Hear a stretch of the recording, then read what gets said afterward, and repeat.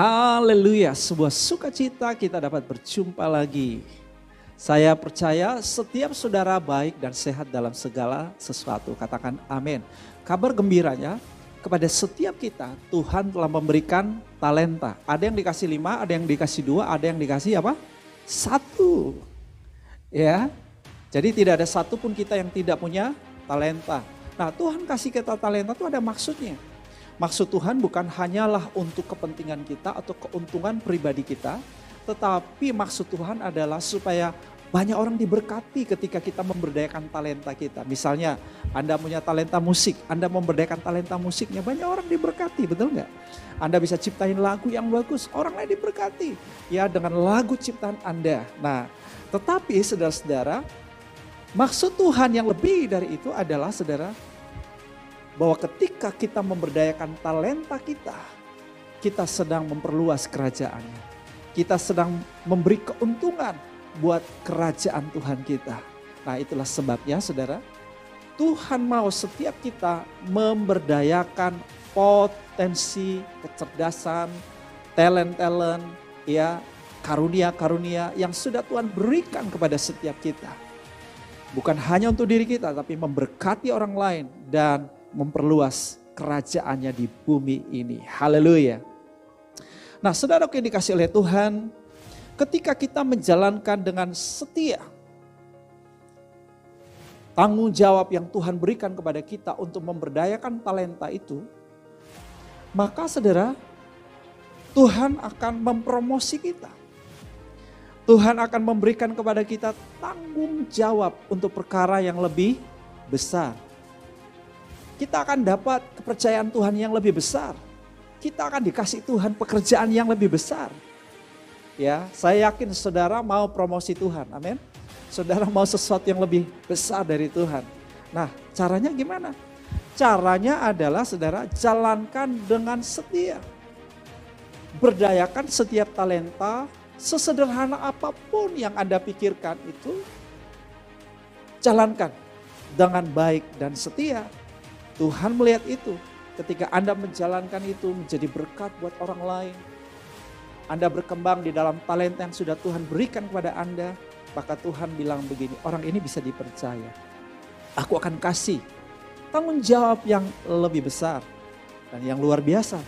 Kita akan masuk dalam kebahagiaan Tuhan kita. Haleluya.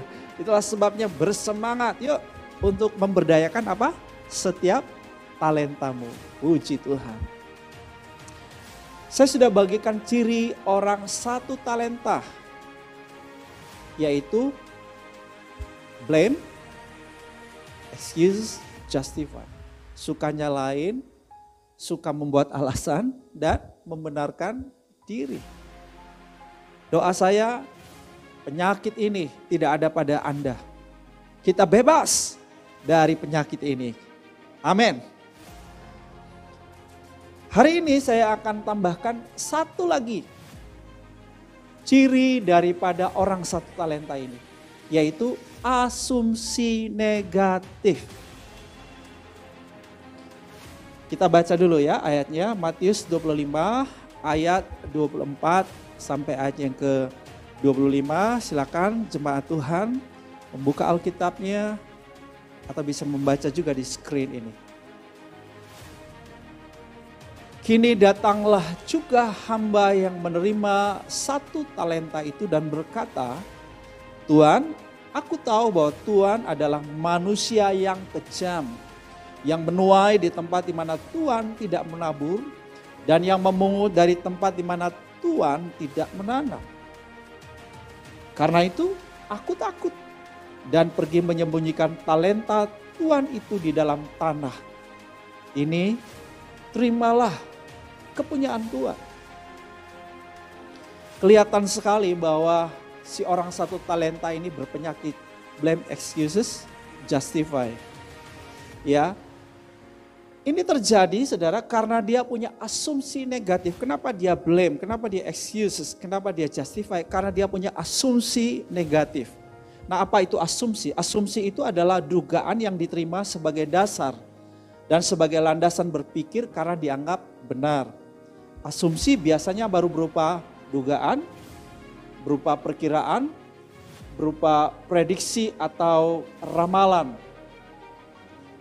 Tapi seringkali orang meyakini yang diasumsi itu sebagai kebenaran, padahalnya belum ada buktinya atau belum dibuktikan, tapi dia yakin banget bahwa yang dia pikirkan itu benar, dia langsung ambil kesimpulan. Apa yang dia pikirkan itu benar. Padahalnya baru dugaan, baru perkiraan, baru prediksi, baru ramalan, baru mungkin, ya. Dalam kehidupan kita sehari-hari, seringkali kita berasumsi, dan saya harus jujur bahwa hampir semua asumsi kita atau kebanyakan asumsi kita itu tidak tepat atau salah atau negatif atau asumsi yang merusak. Asumsi yang negatif ini disebut nalar terendah. Karena sebetulnya belum ada pembuktiannya, tapi orang yang berasumsi itu percaya bahwa asumsinya itu benar. Nah, saudara, kita tidak bisa pungkiri bahwa asumsi-asumsi negatif ini telah menyebabkan banyak pertengkaran antara suami istri, antara teman, antara rekan kerja dalam satu tim, betul nggak? Ada banyak konflik yang sebetulnya tidak perlu. Ya, kemudian kita nyesel bahwa ternyata apa yang aku anggap benar tadi ternyata salah loh. Tapi saya sudah terlanjur marah, saya sudah terlanjur mengkritik, saya sudah terlanjur mengata-ngatai orang itu, ya. Padahal yang sebetulnya saya yang salah. Nah, jadi hati-hati dengan asumsi negatif, ya. Karena saudara-saudara, banyak orang tidak mencapai potensi terbaiknya atau bisa memberdayakan talentanya dengan baik karena asumsi-asumsi negatif. Ada banyak orang tidak mendapat yang terbaik, menjadi yang terbaik dan memberikan yang terbaik karena asumsi negatif. Banyak orang tidak masuk kepada kesempatan-kesempatan dan peluang-peluang hebat dalam hidupnya. Why? Karena asumsi negatif. So kita mesti hati-hati dengan asumsi-asumsi kita. Anne Frank, seorang penulis buku harian dari Jerman dan Belanda, pada tahun 1926 sampai 1945 dia berkata begini, jangan terlalu berasumsi, itu tidak membuat Anda kemana-mana. Ya, beberapa asumsi misalnya, bisnisnya akan gagal. Pasar lesu sekarang, ini belum waktunya. Pasar sudah sangat jenuh, daya beli masyarakat sangat menurun. Cara ini tidak bisa berhasil. Mereka udah tahu kok. Ya, kebanyakan orang tidak suka produk ini. Atau saya belum berpengalaman. Orang itu sulit didekati. Ya, orangnya memang begitu. Dan masih banyak lagi ada dugaan-dugaan, ada ramalan-ramalan, ada prediksi-prediksi, ada perakiraan-perakiraan kita. Yang kita anggap itu benar. Padahal kita belum melakukan sebuah penelitian. Atau kita belum mencari tahu kebenarannya. Tapi kita yakin bahwa itu benar. Kita mudah mungkin mempercayai rumor-rumor. Padahalnya itu asumsi-asumsi. Jadi bahaya sekali asumsi itu. Karena ketika kita mempercayai asumsi kita, maka kita kehilangan sudut pandang positif kita. Ya, kita bisa bersikap menyerang, menghindar, mengkritik, memarahi orang. Kita bisa saja memberontak. Kita bisa saja bersikap pasif, malas, menjaga jarak dengan orang tersebut, menghindari orang itu. Atau kita tidak melakukan ini dan itu. Karena apa? Karena asumsi tadi. Mari kita cek.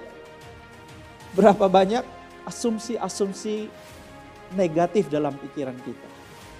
Karena saya sedang bicara mengenai talenta, ya maka saya sedang berbicara lebih banyak mengenai kewirausahaan di sini. Hari-hari ini saya sedang memberi perhatian serius buat jemaat Tuhan. Bagaimana jemaat Tuhan diberdayakan secara ekonomi. Dan sebetulnya menjadi wirausahawan bukan hal yang natural buat kebanyakan orang. Perlu belajar, perlu berlatih. Tapi menurut saya ya bagian tersulit untuk menjadi seorang wirausahawan itu adalah bagaimana menerobos tembok-tembok mindset kita yang membatasi diri kita yang berkata bahwa aku tidak bisa. Aku bukan turunan pengusaha atau wirausahawan seperti itu ya. aku belum pernah mencoba, aku belum berpengalaman. Saya lihat ada begitu banyak orang gagal, ada begitu banyak orang di kiri kanan saya tidak berhasil. Jadi mana mungkin saya juga bisa. Itu warung baru tutup, ya itu usaha baru buka beberapa bulan sudah tutup. Lalu bagaimana saya bisa berhasil? Nah, ini menjadi blok mental kita yang perlu diterobos. Ya, selama ada blok mental ini, asumsi negatif itu adalah blok mental kita.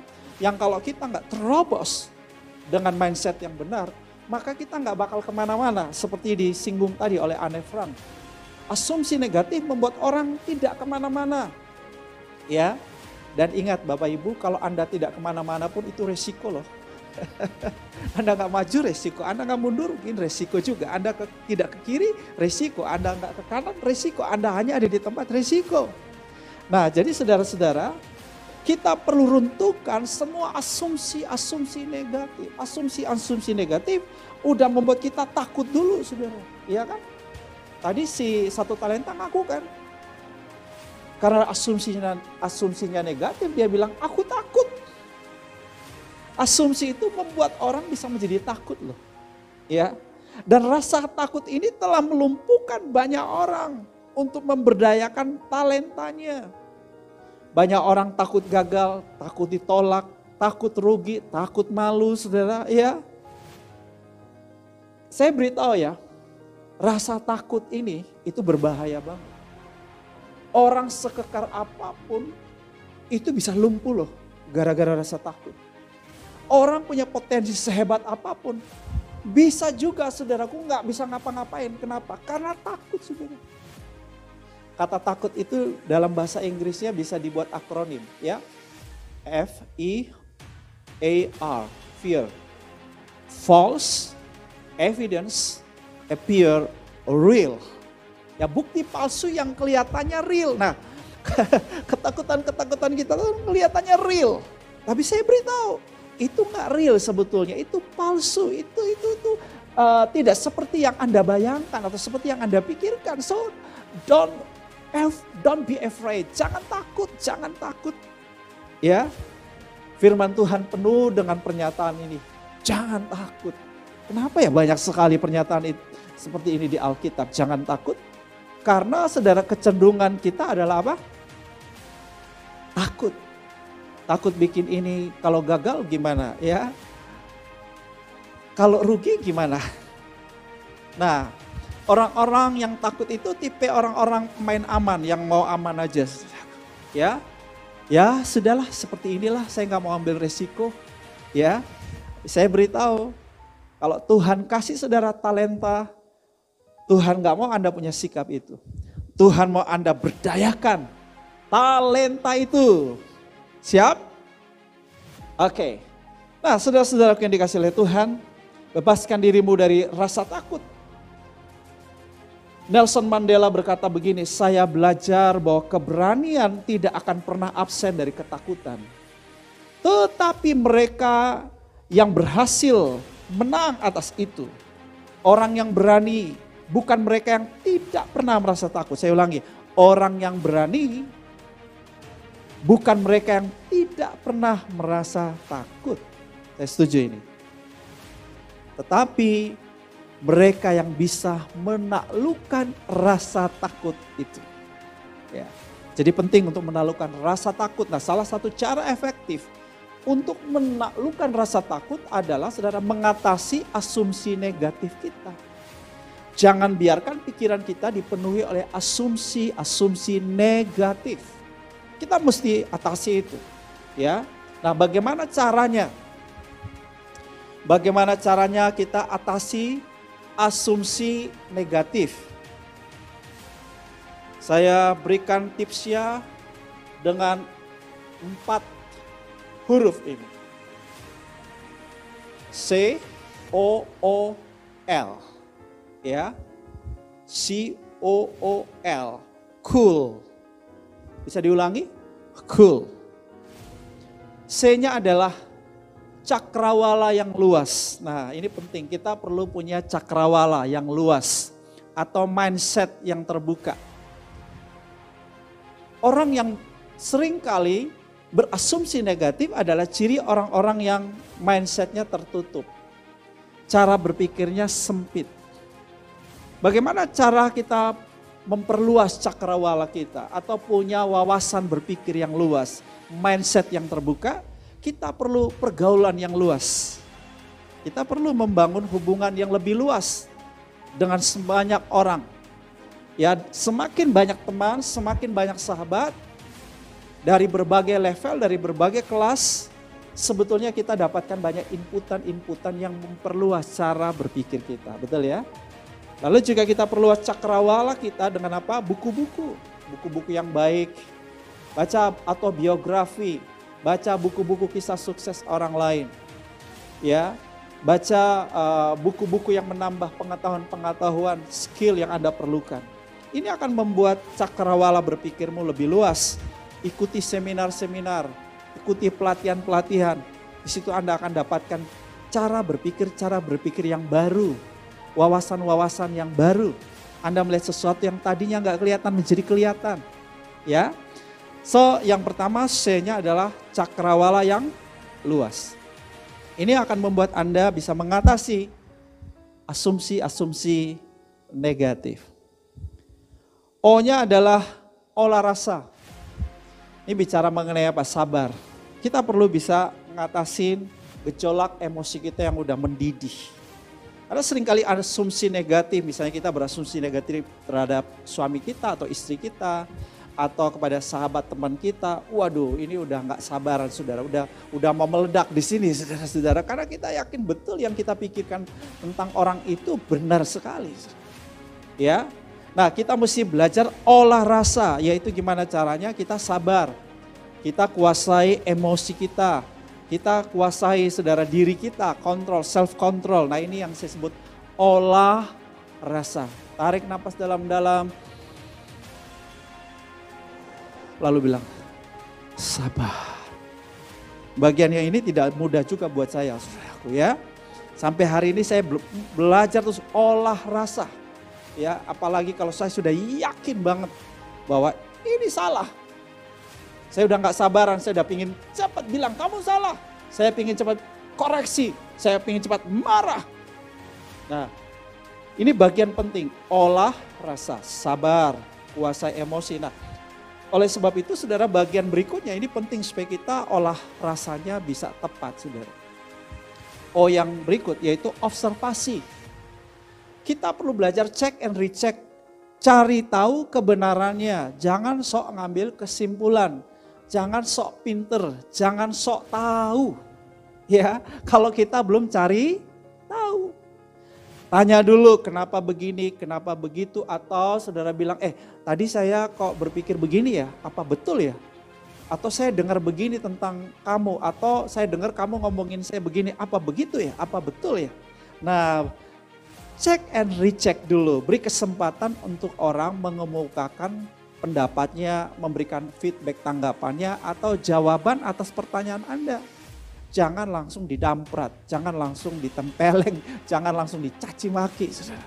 Ya, nah seringkali inilah kesalahan kita karena kita sudah terlanjur mempercayai asumsi negatif kita. Ya, nah jadi perlu observasi pasar juga, cek and recheck apa betul daya beli masyarakat sudah rendah. Kalaupun iya, apakah tidak ada solusi, ya kan? Bagaimana supaya orang bisa beli jualan kita? Ya pasti ada caranya. Mungkin masalahnya di kita karena kita belum melakukan marketing dengan baik, atau mungkin produk kita ada masalah yang perlu dievaluasi, atau harga kita terlalu mahal dibanding dengan yang di sebelah kiri atau kanan kita. Oke? Jadi ini penting sekali untuk kita observasi, check and recheck. Jangan sok pinter, jangan sok tahu. Cari tahu dulu, ya cari tahu dulu, oke? Dan yang berikut L-nya adalah laba rugi. Kita harus mempertimbangkan ini. Asumsi-asumsi negatif kita ini akibatnya apa? Untung atau rugi? Ya. Nah, hati-hati bahwa seringkali asumsi negatif itu berakibat buruk. Itu jelas sebetulnya. Itu jelas. Jadi sebetulnya asumsi negatif itu sama dengan akibat buruk, rugi jadinya. Nggak ada labanya. Tapi ketika Anda berpikir laba, Anda berpikir bagaimana saya bisa mengatasi asumsi negatif ini sehingga bukan kerugian yang aku dapat, tapi keuntungan.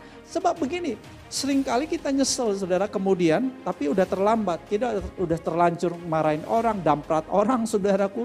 Ya, kita sudah terlanjur bersikap negatif, menjauhi orang, sudah terlanjur untuk menolak tawaran itu, sudah terlanjur untuk tidak mengambil kesempatan dan peluang itu. Baru kemudian kita tahu bahwa aku salah loh. Udah rugi saudaraku, ya kan? Kita udah lost. Nah, itulah sebabnya penting Bapak Ibu untuk kita menerapkan prinsip ini yang saya sebut cool. Ini cara untuk kita dapat mengatasi asumsi negatif. Coba diulangi C-nya apa? C-nya apa? Cakrawala yang luas, ya. O-nya olah rasa.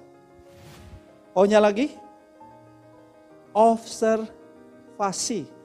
Dan L-nya adalah laba rugi. Nah, ketika Anda cool, asumsi negatif pun bisa diatasi dengan baik. Oke, doa saya saudara setiap jemaat Tuhan diberkati hari ini dengan satu ini. Hari ini atasi setiap asumsi negatif. Singkirkan dari pikiranmu.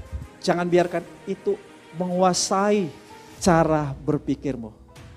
Tapi sebaliknya, milikilah cara berpikir yang baik, yang mulia, yang patut dipuji, yang sedap didengar. Amin. Pikiran-pikiran surgawi, pikiran-pikiran ilahi, pikiran-pikiran yang mungkin, pikiran-pikiran yang positif, pikiran-pikiran yang produktif, pikiran-pikiran yang berhasil. Itu yang ada di dalam cara berpikir kita. Maka saya percaya Anda punya mentalitas seorang talenta 2 dan seorang talenta 5. Berapapun talenta yang ada padamu pasti akan berlipat ganda. Kenapa? Karena engkau telah mengatasi setiap asumsi negatif. Kasih karunia Tuhan memampukan setiap Anda. Tuhan Yesus berkati.